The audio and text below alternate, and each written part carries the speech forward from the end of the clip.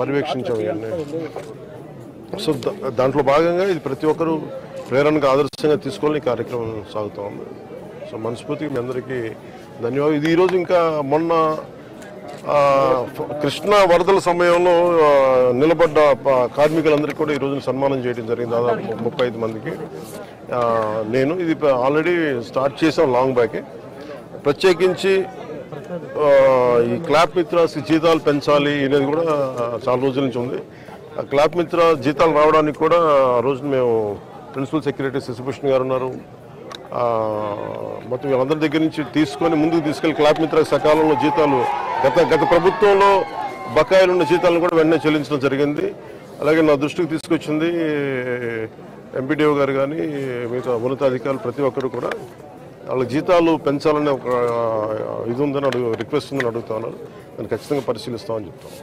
పారిశుద్ధ్య కార్మికులకి చాలా మంది ఇంకా టెంపరీగా చేస్తున్నారు, చాలా ఇబ్బందులు పడుతున్నారు. మురుగు కలెక్ట్ చేయడం అనేది మనం జనరల్గా పబ్లిక్ అసలు ఆలోచించడానికి ఇష్టపడరు. అలాంటి మురుగును వాళ్ళు డైలీ కలెక్ట్ చేసి గ్రామాలు చూపుతున్నారు. వాళ్ళ సమస్యల పరిష్కారం విధంగా ప్రత్యేకించి ఇది నాకు పంచాయతీరాజ్ స్థాయిలో వచ్చేయని నేను చేయగలుగుతాను. తర్వాత క్యాబినెట్లో ఒకసారి దీని మీద అంటే ఒకసారి క్షేత్రస్థాయిలో పరిశీలించాలి. ఇది అంటే క్షేత్రస్థాయిలో ఒక పరిశీలించి ఇప్పుడు వచ్చి కూర్చొని అంటే కొన్నిసార్లు పనులు చేసేటప్పుడు దాని పర్యవేక్షణ అలాగనే నాకు కొంత క్షేత్రస్థాయి పరిశీలన అవగాహన దాని మీద ఒక పరిష్కారాలకు మనం బలంగా వెళ్ళొచ్చు. దీన్ని కొంత మోటివేషన్తో చేయాలి. ఇది మీరన్నది చాలా సబబు. అది అంటే అది మిగతా వాళ్ళు ఎవరు వెళ్ళలేని మనం చెయ్యాలనేది మనం వదిలేస్తాం. కొంచెం అది దాన్ని ఎట్లా కరెక్ట్ చేయాలని ఆలోచన ఉంది. ఖచ్చితంగా నేను తీసుకెళ్తాం.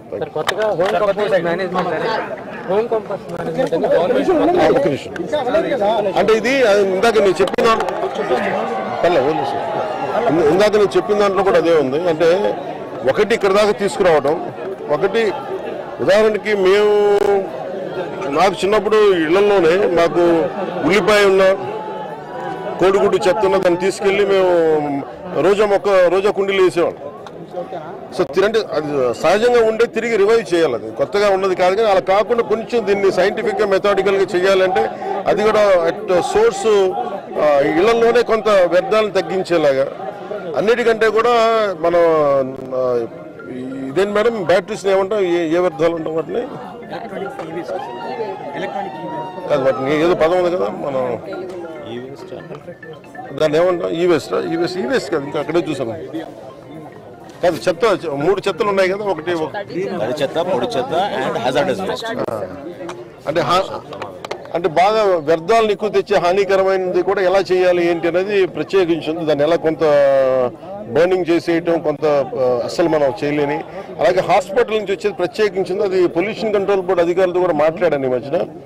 అది కొన్ని హాస్పిటల్స్లో కూడా కొంత దానికి కొంత రెగ్యులేషన్ చేయాలి, కొంచెం రెగ్యులేట్ చేయాలి. వాళ్ళు అందరూ డంప్ చేస్తున్నారా అంటే ముఖ్యంగా హాస్పిటల్ హజార్డస్ వేస్ట్ బయటికి రాకూడదు. అది ఎంత వస్తున్నాయనేది అది కూడా ఒక దృష్టిలో ఉంది.